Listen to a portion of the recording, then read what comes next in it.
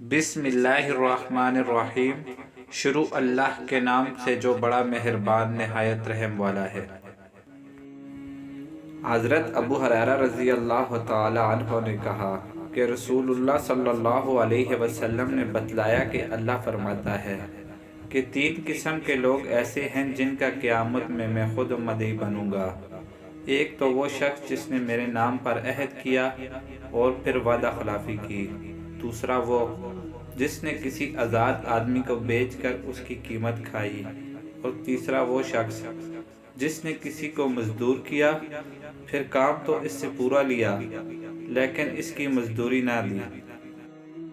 حضرت ابو ہریرہ رضی اللہ تعالی عنہ نے ارشاد فرمایا کہ رسول اللہ صلی اللہ علیہ وسلم نے فرمایا ہے کہ کسی کے بارے میں بدگمانی نہ کرو، کیونکہ یہ بدترین جھوٹ ہے۔ کسی کے احوال کی ٹو میں نہ لگے رہو، یعنی اس کے گھریلو معاملات مت تلاش کرو۔ کسی کے سودے پر سودا مت کرو، کسی سے حسد نہ کرو، کسی سے بغض نہ رکھو، کسی کی غیبت نہ کرو۔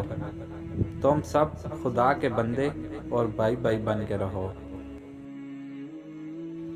حضرت ابو ہریرہ رضی اللہ تعالی عنہ نبی صلی اللہ علیہ وسلم سے روایت کرتے ہیں کہ آپ صلی اللہ علیہ وسلم نے فرمایا کہ ایک تاجر لوگوں کو قرض دیتا تھا۔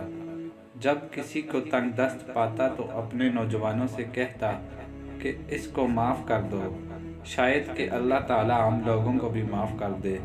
چنانچہ اللہ تعالیٰ نے اس کو بھی معاف کر دیا۔ سبحان اللہ۔